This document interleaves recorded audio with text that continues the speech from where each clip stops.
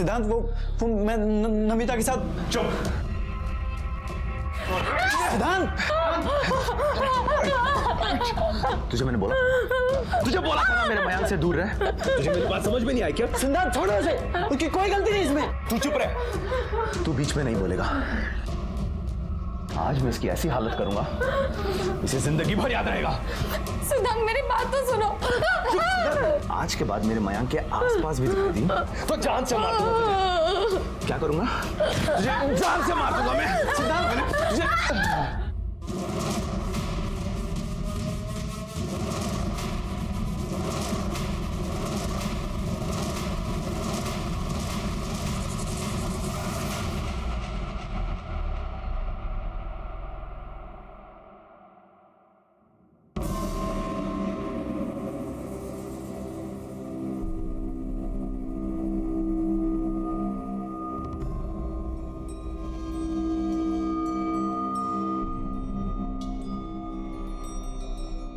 अभी तो तेरे को इतने में ही छोड़ा है, अभी भी नहीं सुधरी ना तू, तो देख तेरी क्या हालत करता हूं मैं, समझी ना?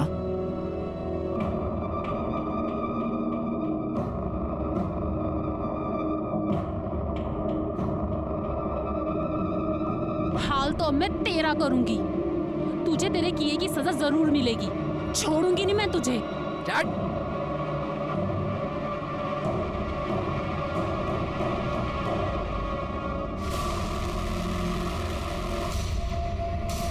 सिद्धांत, सिद्धांत दरवाजा खोल। सिद्धांत, सिद्धांत, सिद्धांत दरवाजा खोल।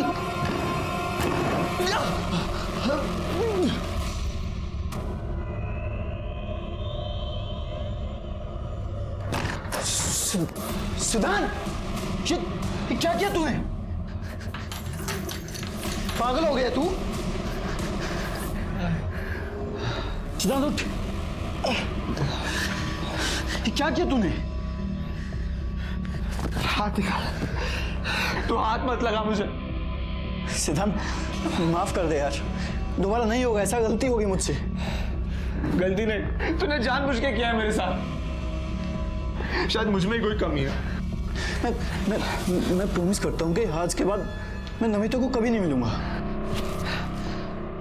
I don't trust you, लेकिन फिर भी मैं ऐसा कुछ करूंगा कि तू चाह कर भी उसे नहीं मिल पाएगा।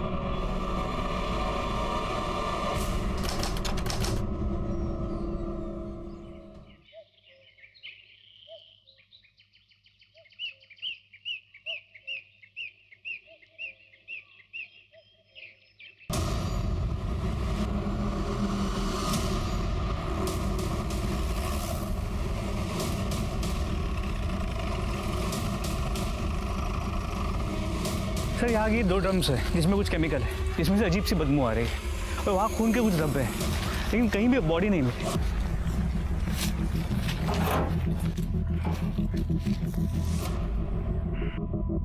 क्या है ये?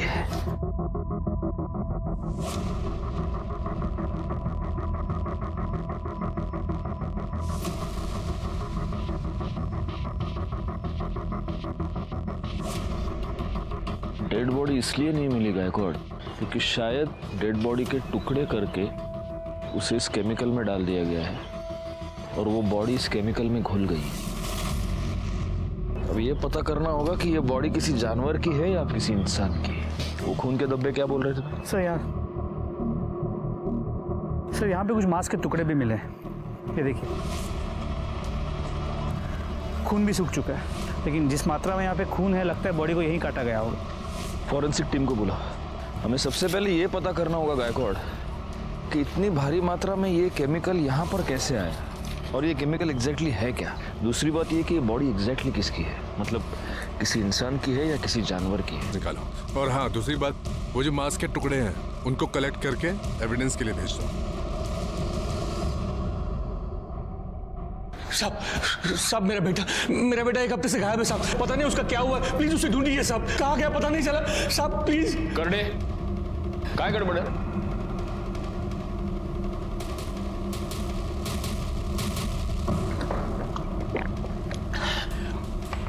हड़ू हड़ू शांत। साहब मेरा बेटा अमित यहाँ पुणे में चंदन नगर में रहता है।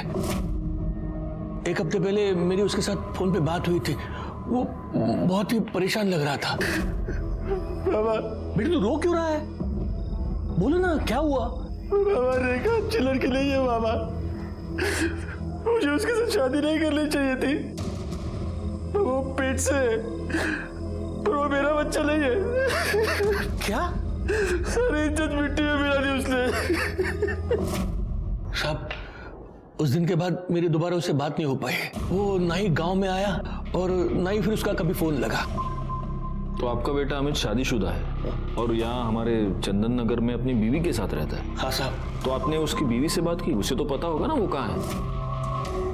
साहब अगर वो घर में मिलती तो पूछता ना। साहब वो तो खुद ही गायब है। क्या मतलब पति पत्नी दोनों गायब है? हाँ साहब पता नहीं सब क्या हुआ, लेकिन ये रेखा है वो हमारे जात की नहीं है।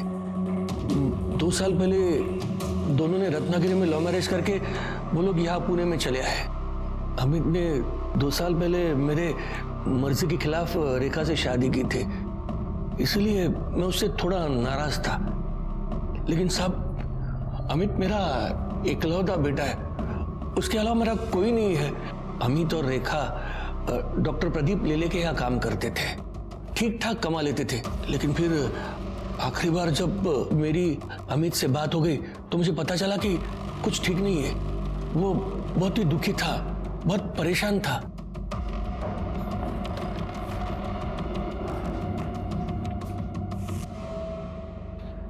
सर ये फोरेंसिक रिपोर्ट के बारे में कुछ बात करनी थी। आप 2 मिनट बैठिए, मैं आता हूँ।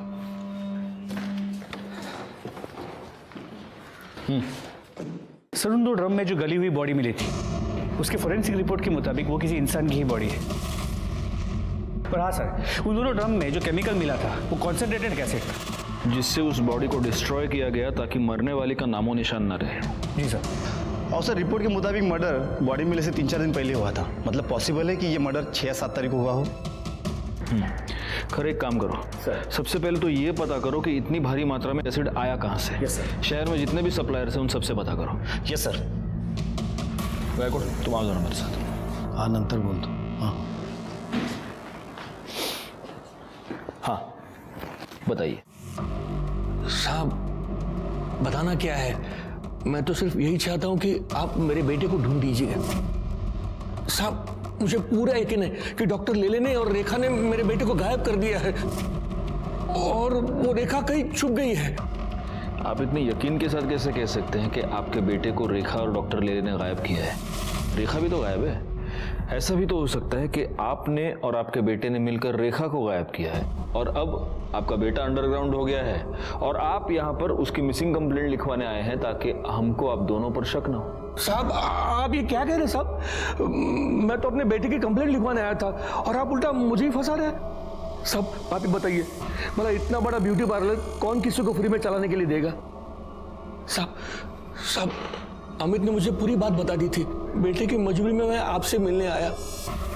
पता नहीं मेरा बेटा कहाँ होगा, किस हाल में होगा। आप उसे ढूंढने की बजाय मुझ पर शक कर रहे हैं। देखिए हमारा काम सवाल पूछना है और हम हमारा काम कर रहे हैं। फिलहाल आप एक काम कीजिए, अमित और रेखा दोनों की डिटेल्स यहाँ पर लिखवा दीजिए। जैसे ही हमें कुछ भी पता चलेगा हम आपको इन्फॉर्म कर देंगे। शंकर के मुताबिक उसकी अमित से आखिरी बार बातचीत 6 तारीख को हुई और 6 तारीख के बाद अमित और रेखा दोनों गायब हैं। वो जो एसिड में डालकर लाश डिस्ट्रॉय की गई थी उसके फॉरेंसिक रिपोर्ट के मुताबिक वो मर्डर भी तो 6 या 7 तारीख को ही हुआ था। कहीं ये दोनों केसेस कनेक्टेड तो नहीं है? एक काम करो गायकवाड़, फॉरेंसिक टीम को लेकर अमित के घर जाओ और वहां से डीएनए सैंपल्स कलेक्ट करो।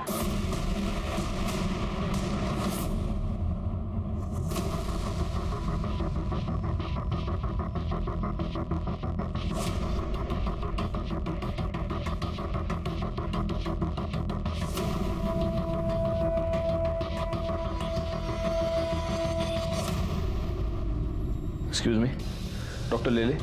जी वो अंदर पेशेंट के साथ है। डरने की जरूरत नहीं, दवाई से ठीक हो जाएगा। कम इन, मैं लिख के दे। डॉक्टर ले ले। यस हमें आपसे जरा बात करनी है।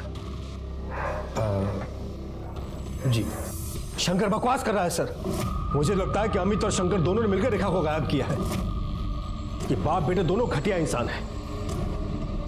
तो आपका यह कहना है कि शंकर ने आपके और रेखा के बारे में जो कुछ भी कहा वो सब झूठ है?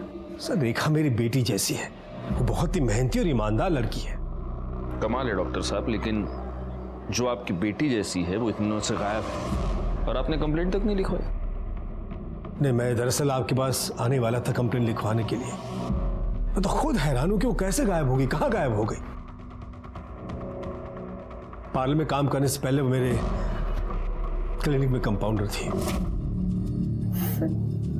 कितना मारा है उसने तुम्हें? आज क्यों मारा? सर पैसे मांग रहा था वो, मेरे पास थे ही नहीं तो कहाँ से देती। यहाँ जो पगार मिलती है उससे बड़ी मुश्किल से घर चलता है, ऊपर से उसके दारू के खर्चे। देखा कब तक उस शराबी की मार सहती रहोगी? तुम उसकी पुलिस में कंप्लेन क्यों नहीं करती? नहीं कर सकती सर। सर उसने मेरे लिए अपना घर, अपने बाबा को छोड़ दिया। मैं उसको बहुत प्यार करती हूँ, वो सुधर जाएगा। एक बार मुझे काम मिल जाए ना कुछ और, तो पैसों की दिक्कत खत्म हो जाएगी और सब कुछ सही हो जाएगा।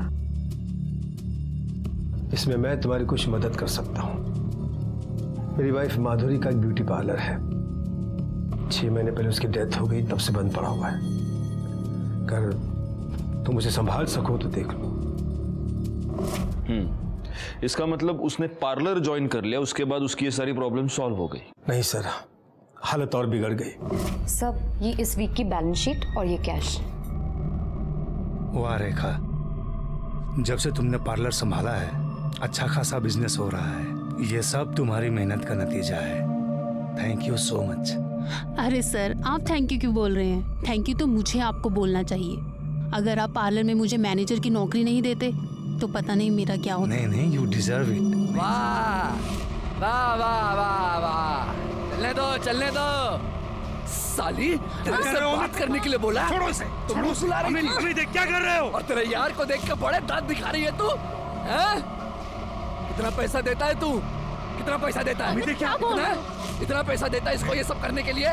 बोल बोल साली, बाहर निकालो इसे। बाहर जाऊं मैं? क्यों बाहर जाऊं? ताकि तुम दोनों इधर रंगरलियां मना सको? हाँ साली, मेरी बीवी होके भी शर्म नहीं आती तेरे को? शर्म नहीं आती? हमारा फैमिली मैटर है। तुम चलो अमित, घर चलो। तेरे को मैं तो देख लूंगा, तेरे को देख लूंगा मैं। साला इधर लेके सब। सर पता नहीं इस जाहिल अमित के दिमाग में किसने बात डाल दी कि मेरे और रेखा के बीच में कुछ चल रहा है। सर मुझे लगता है उस पागल ने ही रेखा के साथ कुछ कर दिया है। आप अमित को ढूंढो सर। लेकिन एक बात माननी पड़ेगी डॉक्टर साहब, आप बड़े कमाल के एम्प्लॉयर हैं। अपने सारे एम्प्लॉयज का इतना ख्याल कौन रखता है ना? या फिर आप सिर्फ रेखा का ख्याल रखते थे? मतलब उसके केस में कुछ स्पेशल था? नहीं, क्योंकि आप कह रहे हैं कि आपकी बेटी जैसी थी, लेकिन वो लड़की पिछले 6 दिनों से गायब है और आप कंप्लेन लिखवाने की बस सोच रहे थे। रेखा 1 हफ्ते की छुट्टी लेकर गई थी, इसलिए कब वो गायब हो गई मुझे पता ही नहीं चला। पिछले 1 हफ्ते में उसने मुझे कांटेक्ट ही नहीं किया। साहब रेखा का आदमी अमित एक नंबर का कान का कच्चा है साहब। साहब पता नहीं किसी ने उसको डॉक्टर साहब और रेखा के बारे में क्या बात कह दी, लेकिन साहब मैं बताऊं आपको, रेखा को साहब अपनी बेटी की तरह मानते थे और हमेशा उसकी मदद करते थे। और साहब उसकी क्या, वो सबकी मदद करते थे। यहाँ तक कि जब रेखा ने उनसे विनती की कि उसके पति अमित को काम पे रख ले तो उन्होंने उसको ड्राइवर भी रख लिया। अमित को आखिरी बार कब देखा था? साहब 7-8 दिन पहले देखा था साहब। सर यहीं पे झगड़ा करने आया था। बाहर निकलो। बताइए, बहुत शरीफ बनता है लेकिन शरीफ नहीं है ये। आग लगा दी मेरे घर में, आग तूने। अब भी क्या, अब भी मेरे को मेरा पगार चाहिए, समझा ना तू? और तेरे इस गाड़ी के लिए दूसरा ड्राइवर ढूंढ ले तू। तेरी नौकरी पे तो लात मारता हूं मैं। नहीं चाहिए तेरी नौकरी। निकल, पैसा निकाल मेरा। निकल, दफा हो जाएगा सर। जाता हूं, लेकिन तेरे को छोड़ूंगा नहीं मैं, समझा ना तू? छोड़ेगा नहीं तेरे को मैं। साहब वो जैसे पगार लेके गया ना साहब, तब से वो वापस नहीं आया और रेखा भी तब से नहीं आई। ये अमित ने छोड़ के जाने के बाद तुम्हारे साहब ने कोई और ड्राइवर नहीं रखा? नहीं, अभी तक नहीं रखा। और साहब मुझे लगता है कि अब वो रखेंगे भी नहीं। क्योंकि साहब ने 2 ड्राइवर रखे, दोनों ही मक्कार निकले। 2 ड्राइवर? कि दूसरा कौन है? साहब अमित से पहले इकबाल नाम का ड्राइवर था साहब, वो भी बहुत कमीना था। रेखा पर उसकी हमेशा गंदी नजर रहती थी। हाँ। ये रेखा, मैं तेरा ड्राइवर नहीं हूँ, डॉक्टर साहब का हूँ। मालकिन बन के पीछे बैठ रही है। आ गया, आ गया।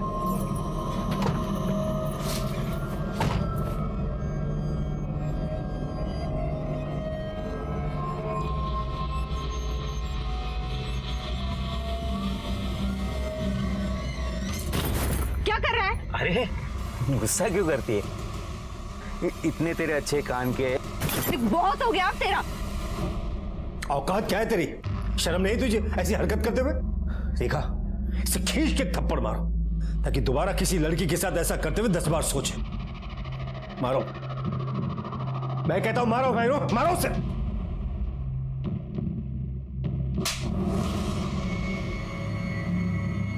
ला, गाड़ी की चाबी ला, निकाल जल्दी और दफा हो जा। तुम्हारा देखना नहीं यहां पर, समझा? चल निकल यहां से। ये बुढ़े पागल हो गए तू लड़की के चक्कर में। लड़की से थप्पड़ मरवाता है, छोड़ूंगा नहीं तुझे। चल यहां से, दफा हो जा। देख मैं क्या करता हूं। मैं देख लूंगा, जा देख। मैं देखता हूं। चल निकल यहां से। तो रेखा की वजह से ही इस इकबाल को भी तुम्हारे डॉक्टर साहब ने काम से निकाल दिया? हाँ साहब।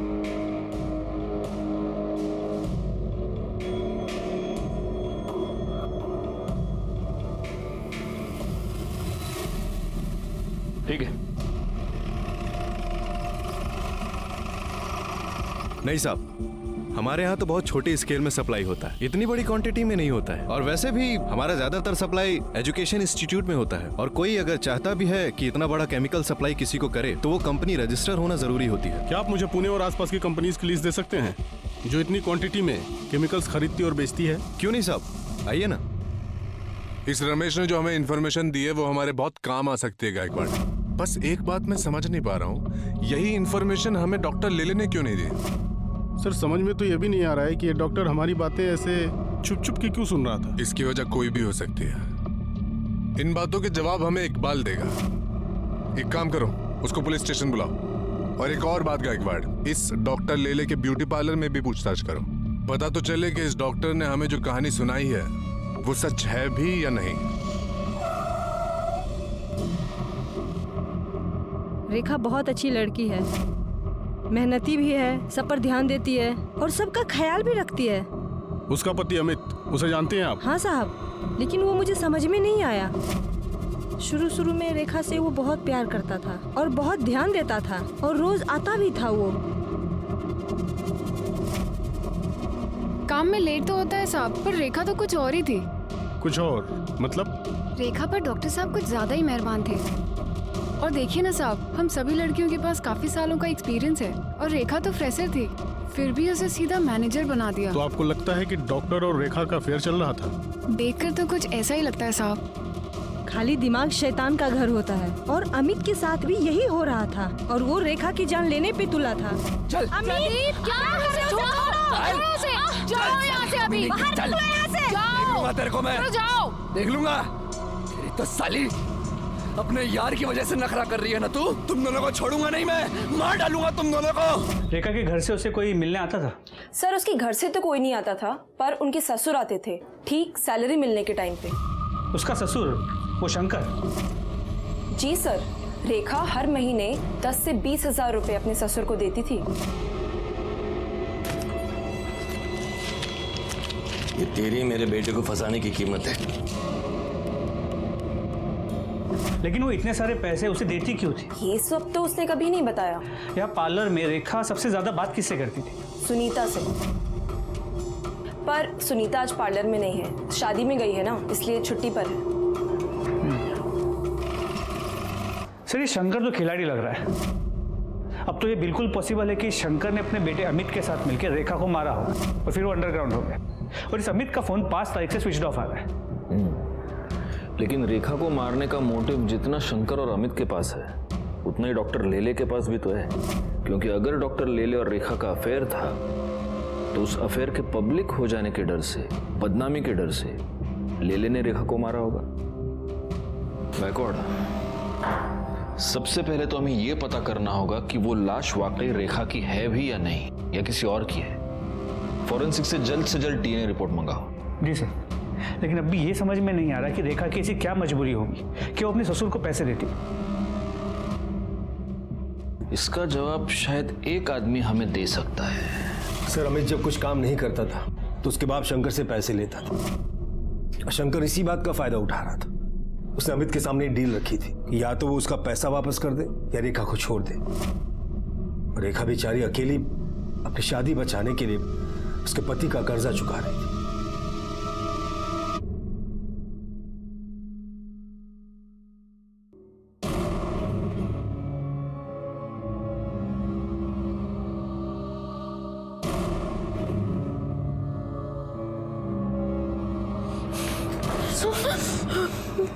मैंने कहा था तुझसे इससे दूर रहे, लेकिन तू ऐसे नहीं मानेगी। अब देख मैं तेरे साथ क्या करता हूँ। सिद्धांत, क्या कर रहा है यार? सब लोग देख रहे हैं। तू एक सेकंड मेरी बात सुन। मैं हाथ छोड़ मेरा। सिद्धांत, मेरे लिए प्लीज बैठ के बात करते हैं। सब लोग देख रहे हैं, प्लीज मेरे लिए प्लीज बैठ। मैं बताता हूँ ना, बैठ। अमिता, सिद्धांत, मैंने इसे बुलाया यहाँ पे मिलने के लिए, इसे ये बताने के लिए कि मैं इसके साथ कोई रिश्ता नहीं रखना चाहता। झूठ मत बोल मयंक। ठीक है सिद्धांत, अगर तुझे यकीन नहीं है तो तेरे सामने बात कर लेते हैं। देखो नमिता, मैं तुमसे कोई रिश्ता नहीं रखना चाहता।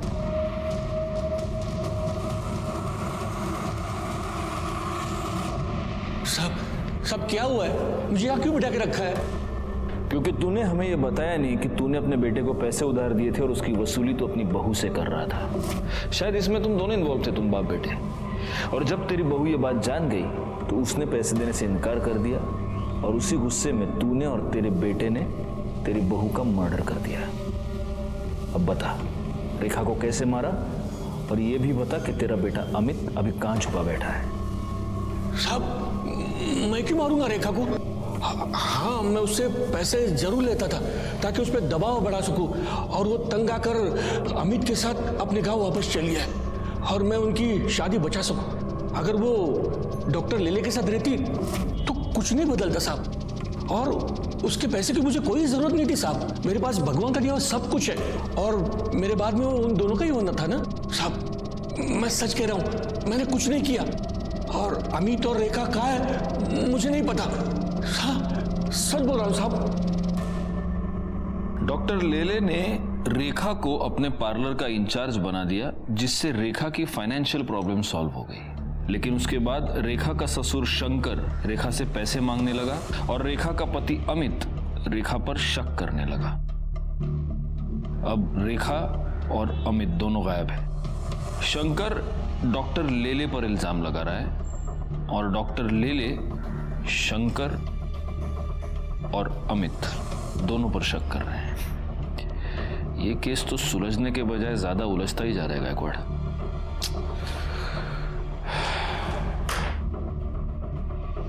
हमारे पास बहुत सारे डॉट्स हैं, लेकिन इन डॉट्स को जोड़ने वाली कोई कड़ी हमारे पास नहीं है। 2 लोग गायब हो चुके थे और हमारे हाथ एक लाश लगी थी। हम इस बात को लेकर भी श्योर नहीं थे कि वो लाश इन्हीं दोनों में से किसी एक की थी या नहीं। हम हर छोटी से छोटी पॉसिबिलिटी को चेक कर रहे थे, और तभी हमारे हाथ डीएनए रिपोर्ट आई, जिसने हमारा काम थोड़ा सा आसान कर दिया। क्योंकि डीएनए रिपोर्ट से ये साबित हो गया कि जिस लाश के टुकड़े करके उसे एसिड में डिस्ट्रॉय किया गया था, वो लाश रेखा की ही थी। अब सवाल यह था कि रेखा को इतनी दर्दनाक मौत किसने दी और क्यों दी? अमित कहाँ था? क्या अमित ने ही रेखा को मारा था और अब वो गायब था? ये सारे सवाल अभी भी बने हुए थे। तभी हमारे हाथ एक ऐसी लीड लगी जिसने इस केस को एक नई दिशा दे दी। सब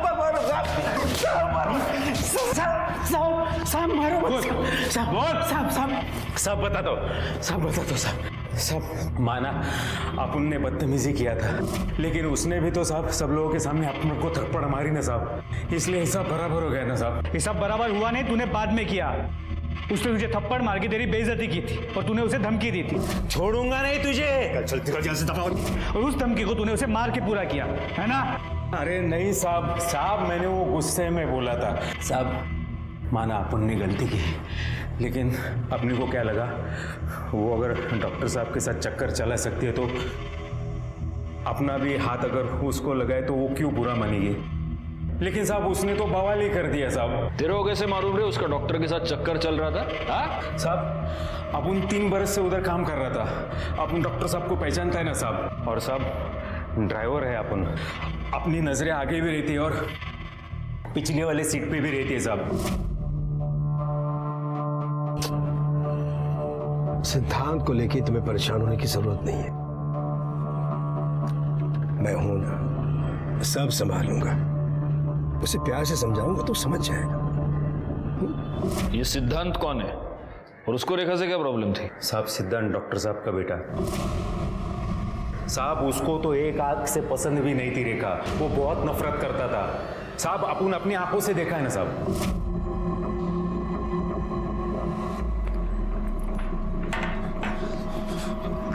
साली 2 कौड़े की औरत अपनी औकात में रहकर, समझी? बाबा चुप! इस घर की मालकिन बनने के सब मेरे पापा से दूर रहे, वरना जान से मार दूंगा तुझे। ये आप क्या बोल रहे हैं? मैंने क्या किया है? छोड़िए। माँ की जगह लेने के लिए मेरे पापा के साथ प्यार का झूठा नाटक कर रही है तू? नहीं, मैं तुझे मेरी माँ की जगह नहीं लेने दूंगा। साहब मेरे प्यारे पापा से छोड़ो उसे, छोड़ो। क्या कर रहे हो तुम? वैसे कहीं की तुम्हें हिम्मत कैसे उसे हाथ लगाने की? निकल जा मेरे घर से, निकल जा मेरे घर से। आज के बाद मेरे घर में कदम मत रखना। आउट।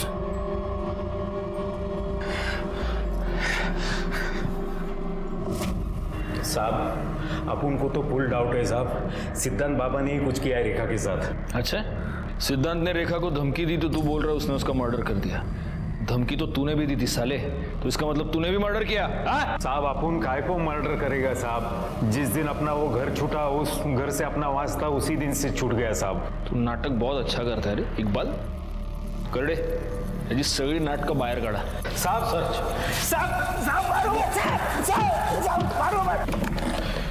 गायकवाड़, अगर ये इकबाल सच कह रहा है तो इस केस में एक बहुत जरूरी क्लू हमारे हाथ लगा है। लेकिन सबसे पहले महेश और बाकी नौकरों से ये क्रॉस चेक करना होगा कि इकबाल के बयान में कितनी सच्चाई है। एक और काम करो, इस डॉक्टर सिद्धांत की पूरी कुंडली निकालो और उसे पुलिस स्टेशन बुलाओ। सर अलग अलग कंपनी के नाम से माल लेते हैं, फिर भी इस केमिकल की हमेशा शॉर्टेज रहती है। सर ये केमिकल का डिमांड ज़्यादा रहता है और सप्लाई कम रहती है।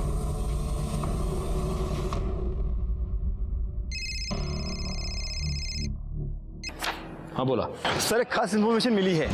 केमिकल्स की शॉर्टेज पूरी करने के लिए एक ही कंपनी अलग अलग नाम से केमिकल्स खरीदती है। इसका मतलब ये हो सकता है कि किलर ने अलग अलग आईडीज यूज करके एसिड खरीदा। Yes sir. एक काम करो, ये पता करो कि किन किन कंपनीज ने अलग अलग आईडीज का इस्तेमाल करके एसिड खरीदा है, और हो सकता है कि ये एसिड रेखा की मौत के कुछ दिन पहले खरीदा गया हो। Right sir. तुमने रेखा के साथ मारपीट की थी क्योंकि वो और उसका पति मेरे बाबा को बेवकूफ बना रहे थे, हमारा सब कुछ हड़पना चाहते थे। तुमने उसे धमकी भी दी थी कि तुम उसको जान से मार डालोगे, और तुमने मार दिया। सर धमकी मैंने गुस्से में दी थी, मैंने उसे नहीं मारा सर, मैंने कुछ नहीं किया। अगर लोगों की बातों में आकर तुम उसे धमकी दे सकते हो तो तुम उसे मार क्यों नहीं सकते? हाँ सर, मैंने लोगों से सुना था, लेकिन मैंने यकीन तब किया जब बाबा ने मुझे खुद कहा कि रेखा के पेट में जो बच्चा है वो उनका है। डैड, मैं कब से आपसे कुछ पूछ रहा हूँ। रेखा के पेट में आपका बच्चा है? क्या बकवास कर रहा है तू? क्या आप उसके बच्चे के बाप हैं? सिद्धार्थ, तुम्हारी हिम्मत! आज मैं आपसे नहीं डरने वाला। जवाब दीजिए, रेखा के पेट में आपका बच्चा है या नहीं? हाँ है। मैं ही उस बच्चे का बाप हूँ, रेखा के बच्चे का बाप मैं हूँ। क्या कर लोगे? बोलो क्या कर लोगे तुम?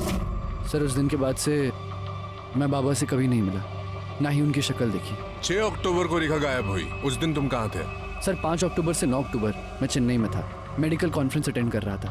आप क्रॉस चेक कर सकते हैं। ठीक है, तुम जा सकते हो। Thank you. गायकवाड़, इसका स्टेटमेंट क्रॉस चेक करो, इसके मोबाइल लोकेशन, कॉल डिटेल सब कुछ निकालो और नजर रखो इस पर। सिद्धांत के बयान के मुताबिक डॉक्टर लेले ने खुद उसे अपने और रेखा के संबंधों के बारे में और होने वाले बच्चे के बारे में बताया। सिद्धांत का ये भी कहना है कि रेखा और अमित दोनों डॉक्टर लेले से पैसे निकलवाना चाहते थे। अब हो सकता है कि डॉक्टर लेले को ये बात पता चल गई हो और उसी ने अमित और रेखा दोनों का मर्डर कर दिया हो। रेखा की बॉडी के बारे में हमें पता चल चुका है, लेकिन अमित का अभी तक कोई पता नहीं। सर अगर उस डॉक्टर से अपनी तरह से उगलवाए तो? नहीं, जब तक हमारे पास कोई पुख्ता सबूत नहीं है हम डॉक्टर को उठा नहीं सकते, वो बेल पर छूट जाएगा। हमें सबसे पहले ये पता करना होगा कि डॉक्टर की इस पूरे मैटर में एग्जैक्टली क्या इन्वॉल्वमेंट है, तभी उस पर हाथ डाल सकते हैं। सर हमने शंकर सावंत को बहुत ढूंढा पर वो कहीं नहीं मिला। एक काम करो, उसका फोन सर्विलेंस पे डाल दो और जैसे ही ऑन होता है उठा लो उसको। सर गायकवाड़, उस अमित के फोन का क्या स्टेटस है? सर उसका फोन कंटिन्यूसली स्विच ऑफ आ रहा है, लेकिन रेखा की कॉल रिकॉर्ड से मोबाइल लोकेशंस आ गए हैं। जिस दिन वो गायब हुई थी वो मैटरनिटी क्लिनिक गई थी और उसी दिन उसने अपने एक अच्छी दोस्त और कलीग सुनीता उसे 5 से 6 बार कॉल किया था। सर ये आपसे मिलना चाहती हैं। जी कहिए। सर मैं सुनीता, रेखा की कलीग और दोस्त। आपने बुलाया था मुझे। ओह यस, बैठिए बैठिए। एक बात बताइए सुनीता जी, 6 तारीख को आपकी रेखा से फोन पर बात हुई थी? हाँ सर, हम उस दिन मिले भी थे। कितने बजे? सुबह 10 बजे। उसके पति को ऐसा लगता था कि रेखा के पेट में जो बच्चा है वो डॉक्टर प्रदीप का है, इसलिए वो अबॉर्ट करना चाहती थी बच्चा। तो रेखा का पति रेखा पर शक करता था, इसलिए रेखा ने अपने बच्चे को अबॉर्ट करवा दिया? सर शक की वजह से नहीं सर, दरअसल वो बहुत दुखी थी। उसने हॉस्पिटल से आते वक्त मुझे ये बताया था। अगर ये बच्चा आता तो वो नाजायज ही कहलाता। मुझे कुछ हो जाए आगे तो उसे कौन पालता? ठीक है, आप जा सकती हैं। अगर जरूरत पड़ी तो हम आपको वापस बुला लेंगे। ठीक है सर। Thank you. पाटिल भाई जरा गायकवाड़ला पाठव। Okay sir. सर गायकवाड़, रेखा के फीटस के साथ अमित और डॉक्टर लेले दोनों का डीएनए मैच करके देखो, क्योंकि पॉसिबिलिटी ये है कि ये बच्चा डॉक्टर लेले का ही है और इसीलिए अमित ने उसे अपनाने से मना कर दिया। और डॉक्टर लेले ने भी सोसाइटी प्रेशर की वजह से, अपने बेटे के प्रेशर की वजह से उसे अपनाने से मना कर दिया।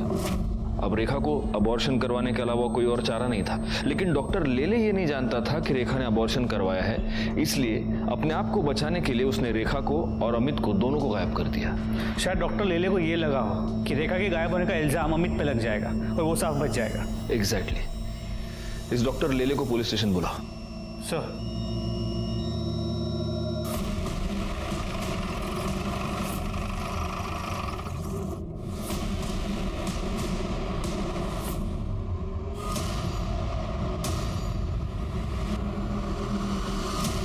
सर घर में कहीं भी कोई फोर्स्ड एंट्री के निशान नहीं, बॉडी पे भी कहीं कोई एक्सटर्नल इंजरी मार्क्स नहीं, लेकिन सर यहाँ गले पे ये देखिए, यहाँ पे कुछ इंजरी मार्क्स हैं, स्वेलिंग भी आ गई है, लेकिन क्या है कैसे हुआ है कुछ पता नहीं चल रहा। लगता तो ये मर्डर ही है गायकवाड़, और हो सकता है कि जिसने भी ये मर्डर किया है उसे इस घर में फोर्स्ड एंट्री करने की जरूरत ही नहीं। सर इंजेक्शन मिला। इस तो खाली लग रहा है गायकवाड़। हो सकता है गले पर ये जो 2 मार्क्स है वो इसी की वजह से। देखो निडल देखो, जमा करा। सर 1 मिनट सर, यहाँ आइए सर, ये देखिए सीसीटीवी कैमरा। सर कैमरा तो वर्किंग है, इसका कंट्रोल पीछे की तरफ है और किसी ने इसका मेन स्विच ऑफ कर दिया है। सर ऐसा लगता है कि इस घर में घुस के डॉक्टर साहब पर हमला करने वाला उनकी जान पहचान का हो सकता है। बॉडी को सबसे पहले किसने देखा था? मैंने देखा था साहब कल संडे था तो संडे को साहब पूरा दिन घर में ही रहते हैं और मेरा भी शाम को 4 बजे छुट्टी हो जाती है, तो मैं घर चला गया था साहब। लेकिन सब जब मैं सुबह आके देखा तो मैंने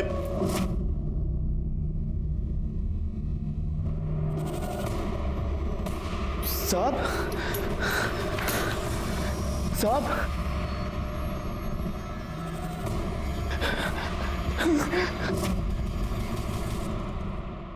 डॉक्टर प्रदीप लेले की मौत ने इस केस को एक नया ट्विस्ट दे दिया, क्योंकि अब तक डॉक्टर लेले इस केस में हमारे लिए प्राइम सस्पेक्ट था। पोस्टमार्टम रिपोर्ट से यह पता चला कि डॉक्टर लेले की मौत एम्बोलिक स्ट्रोक की वजह से हुई है, जिसकी वजह से उनका ब्लड सर्कुलेशन गड़बड़ा गया, उन्हें हार्ट अटैक आया और उनकी मौत हो गई। मर्डर का यह तरीका एक डॉक्टर के लिए बहुत आसान था, और तभी हमारे सामने एक ऐसा नाम आया जिसे रेखा और डॉक्टर लेले दोनों से प्रॉब्लम थी। बोल, अपने बाप का मर्डर क्यों किया? बोल। सर, मैं उन्हें क्यों मारूंगा सर? आपके पास क्या प्रूफ है कि मैंने उन्हें मारा है? प्रूफ? तेरे पिता की मौत एम्बोलिक स्ट्रोक की वजह से हुई है। आदमी को एम्बोलिक स्ट्रोक कब और कैसे आता है ये तो तू बहुत अच्छी तरह से जानता होगा, डॉक्टर है तू, है ना? तेरे और मयंक के रिलेशनशिप के बारे में तूने अपने पिता को बताया था?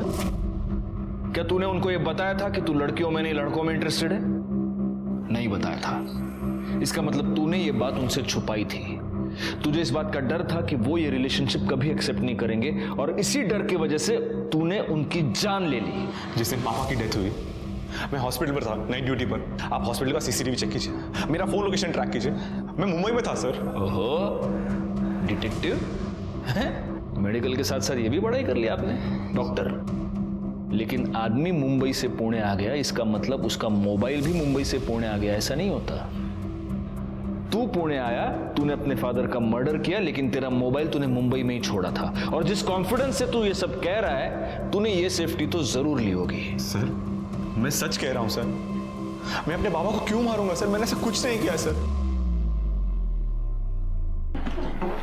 सर, हमें एक इंपॉर्टेंट लीड मिली है।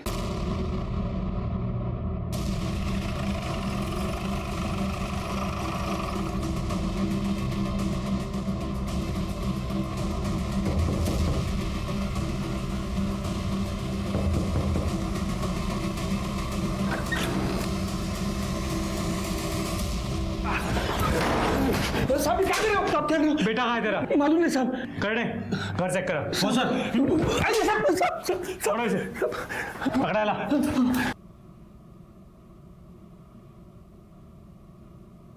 साहब मैंने कुछ नहीं किया। साहब मत मारो, साहब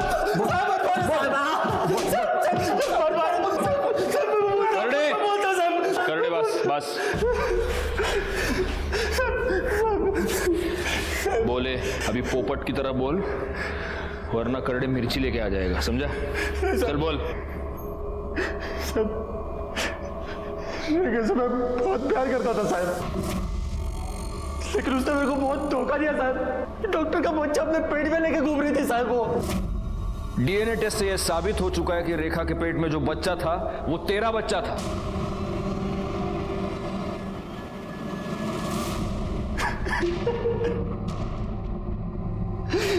साहब, उस कमीने डॉक्टर प्रदीप की वजह से मेरी जिंदगी बर्बाद हो गई साहब। उसने नहीं, तूने खुद अपनी जिंदगी बर्बाद की। तूने अपनी बीवी की जान ली, उसे जान से मार दिया तूने। नहीं साहब, मैं उसे बहुत प्यार करता था साहब, मैंने नहीं मारा उसको। तूने खुद अपनी जिंदगी बर्बाद की। तूने अपनी बीवी की जान ली, उसे जान से मार दिया तूने। नहीं साहब, मैं उसे बहुत प्यार करता था साहब, मैंने नहीं मारा उसको। नहीं मारा साहब। और डॉक्टर प्रदीप को? डॉक्टर प्रदीप को तू नहीं मारा।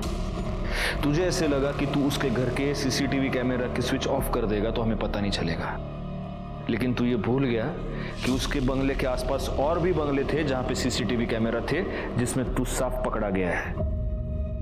अब सीधी तरह से बोल, वरना मिर्ची खाएगा। साहब, रेखा की मौत की खबर मैंने अखबार में पढ़ी तो मेरे को बहुत गुस्सा आया साहब। उस डॉक्टर प्रदीप ने उसको जितना चाहा उतना यूज किया और फिर मार डाला साहब। तो उसका मरना भी तो तय था ना। सब मेरे को पता था कि संडे को वो अकेला रहता है, इसलिए मैं संडे को उसके घर गया, सीसीटीवी का स्विच ऑफ किया। क्या करना है? क्या क्यों आया तुमने को? यस, मेरी बीवी के साथ अच्छा नहीं किया तूने तो होश में नहीं है। मैं तुझे यस क्या करना चाहता है? अभी तू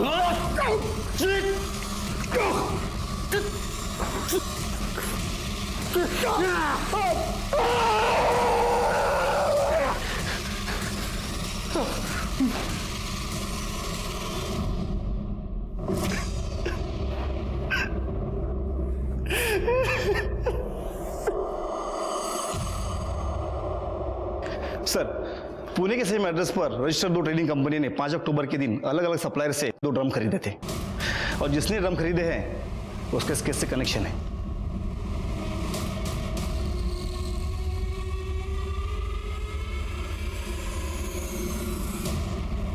सर, मैं और नमिता एक दूसरे से प्यार करते हैं, लेकिन मेरे पास जॉब नहीं थी और मुझे लग्जरी लाइफस्टाइल की आदत थी जिसे पूरी करने के लिए मैं सिद्धांत के साथ रिलेशनशिप में था। इस सब का रेखा से क्या लेना देना है? उसको क्यों मारा तूने? सर, क्योंकि सिद्धांत की उसके डैड के साथ लड़ाई हो गई थी और उन्होंने उसे अपनी प्रॉपर्टी से बेदखल करने के लिए कहा था, जिसकी वजह से सिद्धांत काफी परेशान था। पापा ने मुझे धमकी दी कि मुझे घर से निकाल देंगे, जायदाद से बेदखल कर देंगे। पापा बोल रहे थे कि सब कुछ रेखा और उसके बच्चे के नाम हो जाएगा। सिद्धांत अपने इंटर्नशिप पर था।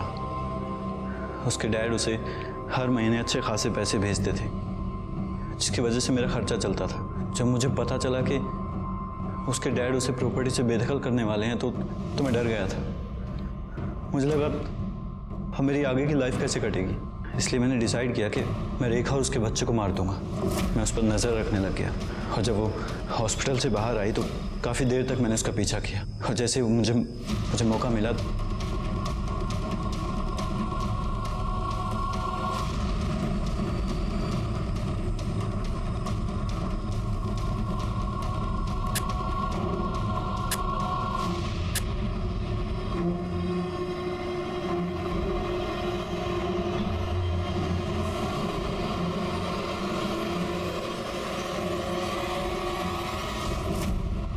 तू रेखा पर नजर रखे हुए था, तो तुझे इतनी सी बात समझ में नहीं आई कि वो लड़की 4 से 6 घंटे एक अबॉर्शन करने वाले हॉस्पिटल में क्या करने गई थी?